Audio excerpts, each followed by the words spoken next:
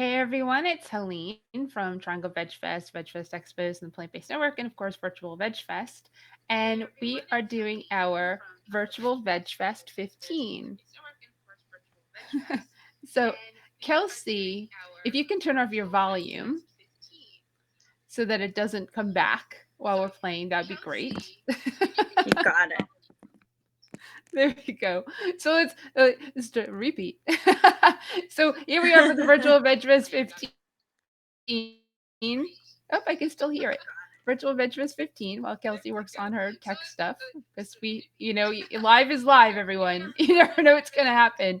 So I want to thank everyone for subscribing to the Virtual Veg Fest YouTube channel. And we've added somebody as one of the monthly prizes, and that is Sun Warrior. Let me see. So that is Sun Warrior has offered to give us a monthly prize.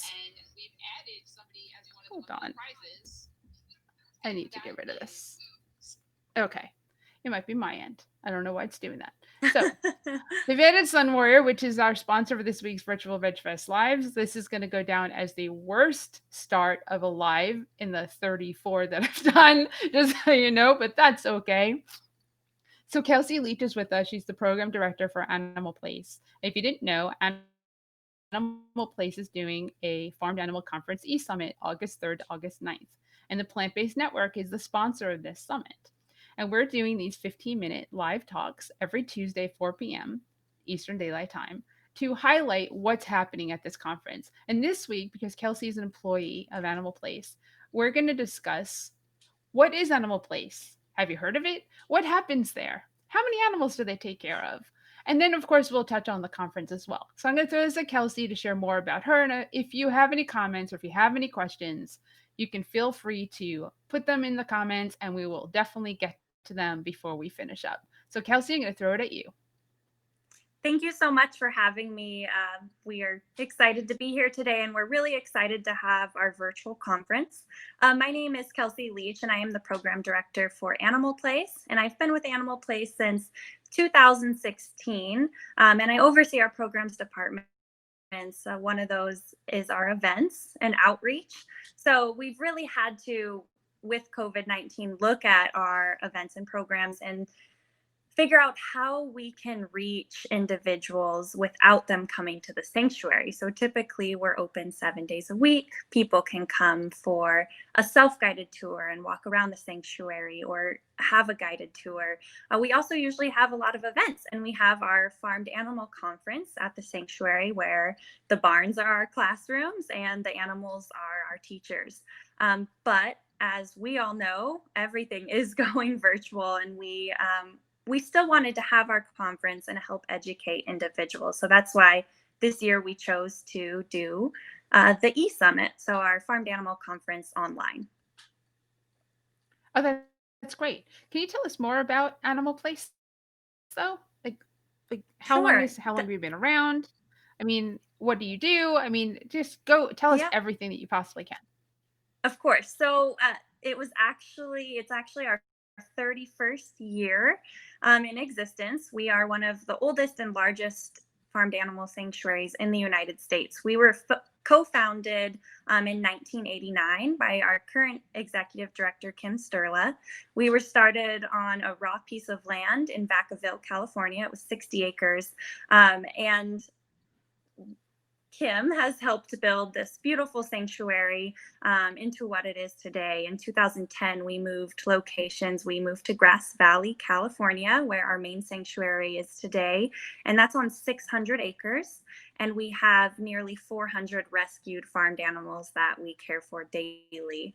We also have a rescue and adoption center in Petaluma, California. That's on a 12-acre property, and we're getting that up and running. We recently had to move locations and get a brand new barn set up and all the correct permits for running our rescue and adoption center in Petaluma. So that hopefully will be up and running in the next couple of months. And through that program, we've been able to rescue and adopt out nearly 31,000 farmed animals in the past 10 years.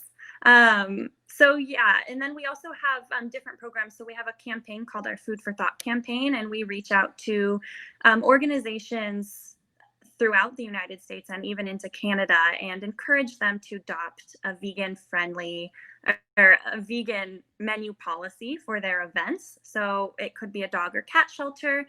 Maybe they're having a fundraising event, and we encourage them to adopt a vegan policy so they're not serving animals to help other animals. So that's one of our largest campaigns for Animal Place.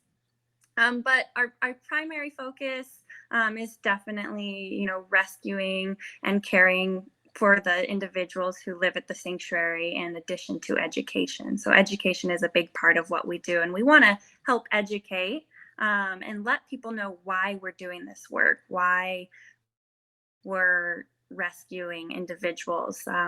There's only so many individuals we can physically take in at the sanctuary, so education helps make a change, and that's why we're so invested into education and educational events like this conference. No, that's fantastic. How many animals are in your care now? Nearly 400. I think we have 378 currently. We're always intaking individuals that you know need assistance or need to be rescued. So our number fluctuates often. No, I mean, one of the things that I hope people are recognizing as you speak is that you're not referring to the animals as it, but you're referring to them as Mhm. individuals.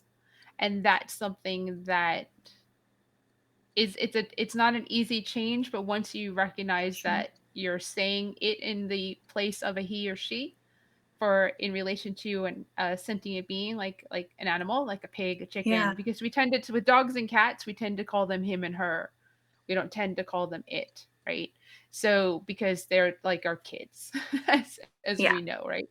So, Yeah. but when it comes to farmed animals, people tend to be like, it pig, it chicken, and then when you start hearing somebody say, you know, she and referring to a chicken or he referring to a pig, it does have a psychology part to it, a Yeah.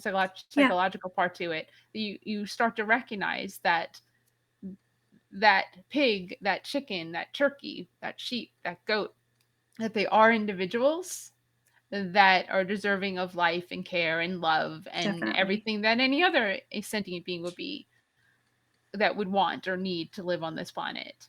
And that's Yeah. one of the main reasons why, individuals are not, they're not things. You're not taking care of things. You don't have 400 things on your property. You have 400 living beings. And That's that's a lot of money to absolutely need to true. take And care of. yes. Yes, it is expensive to care for these individuals. Animal Place is completely funded by individuals, individual donors. So, and a big part of that is people who are actually coming out to the sanctuary, and they come for events, and we have fundraising events where people purchase tickets. Um, they might buy a ticket for a tour throughout the summer. So we're also having to shift our outreach and fundraising online as well. So that's a big change. And although education is huge and we want our conference to be accessible to everyone, and that's why we're making it a free event, people can also purchase the packages and help fund the care for the farmed animals who live at Animal Place. So it is a fundraising event in addition to an educational event. We want it to be accessible, but if people want to help support Animal Place and the work we do, they can certainly purchase the package, and they'll get a lifetime access to all of the content from the conference as well as support the care of the animals who live here. Yeah, that package deal is a great thing because I mean, you just understand that when it comes to helping sanctuaries all over the country, because obviously I've had other people on that run sanctuaries in multiple states. We have them close here. I have sanctuaries that present my events near and dear to my heart.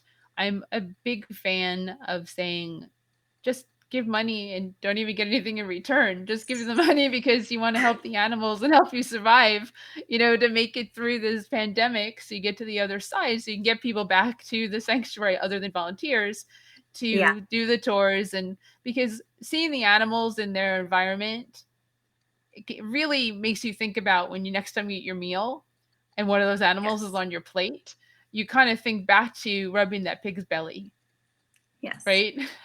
And Yeah, it definitely. I think like during our tours, we always want to make the connection, help people make a connection with individuals who live at the sanctuary, and help them have a relationship with these individuals who that's not on their dinner plate, and help them. You're exactly right. Maybe make a change in their diet, or maybe their next meal they see that there is bacon on their sandwich, and maybe they make the connection to Cleo the pig and decide, this pig was a sentient being, and um, they had thoughts, feelings, emotions, just like Cleo the pig did, and really help make that connection so they might make a change. yeah, that's the hope. I've seen it happen with somebody meeting a pet pig at a friend's house, a friend's restaurant, manor. I should say that I had a vegan mac and cheese event at the oh my gosh, completely lost again. So the Mason Street Manor in Franklinton in North Carolina, and he didn't want to eat pigs anymore because this pig was really cute and Yeah. very much like dogs. Yeah.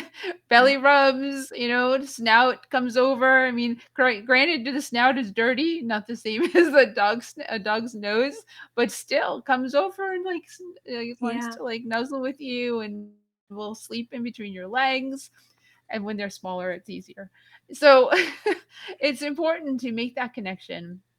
And of course, it's important to help all the sanctuaries, including Animal Place, make it through the pandemic, through the other side. And what's amazing is that you're putting together this virtual conference, which is no easy feat, I know, and bringing together speakers and hosts to present this material about education and just looking at Yeah. Marshall behind me and education and about the farmed animals and how important it is to learn in addition to having understanding and emotions and connection to the animals as well. So if there's anything you want to say about the conference, go ahead. Sure. I was just going to say our focus this year at this conference is the future of the farmed animal movement. So, how do we become better advocates for farmed animals in everyday life?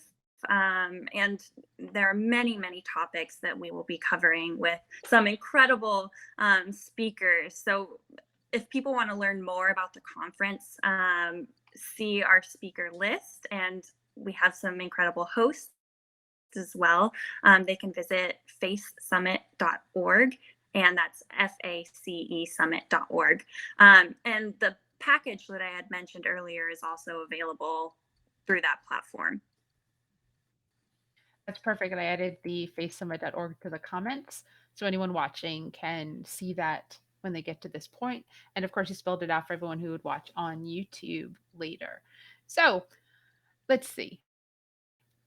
Pretty exciting. We're going to do this for the next 2 Tuesdays at 4 p.m. Eastern Time. And I don't know who's coming up next Tuesday, but whoever it is, we'll go over something else in regards to the conference. Plant Based Network is honored and thrilled to be a part of this and having the ability and the platform to share and get it out there so more and more people will attend and see and learn. And of course, when the time comes and you're in California or you're visiting California or you don't live too far in Sacramento that you can or Nevada, going up to Reno, you're not far from that either. You can go and visit Animal Place. And of course isn't there a podcast as well? We do not have a podcast, no, but people can certainly stay connected through social media platforms. And we are closed for COVID currently, but if people want to stay connected with the animals that way, it's a great way to do it. It's Animal Place on Instagram, Facebook, Twitter, YouTube. All right, perfect. And the Animal Place on Instagram has an underscore right before the name, just so you know if you're looking for it, because Yes, the Animal Place that yes, comes up is like 2 followers, so that's not the yes. one. well, everyone, well, Correct. everyone, thank you so much, Kelcie. This has been incredible and very informative for everybody to learn all about Animal Place and why to support you. You already said how to find you. You already said the website and how to join the summit August 3rd through August 9th. And everyone else on Thursday will be live with Chef AJ at 4 p.m. Eastern Daylight Time. So it's another one you probably don't want to miss. And then we're off for the weekend because I'm doing a community blood drive. And then we'll be back next week with I have no idea because I don't look that far ahead. So keep following us and keep watching. We appreciate you. And again, as I finish, please stay safe. Please wear a mask over your nose, under your chin, social distance, do everything you can because you know why? You're not going to be able to go and see these 400 animals until we start doing these things because we can't do in person stuff unless we all take care of one another and treat this virus seriously and get a handle on it. That's the only way we'll ever get back to a somewhat normal existence in this country. So please, I implore you to do what's right by your neighbors, not just animals, but humans. And we will hopefully see you soon. And if not, I'll see you virtually. Thanks, everyone. Have a great day. Thanks, Thank Kelcie. you. Thank you.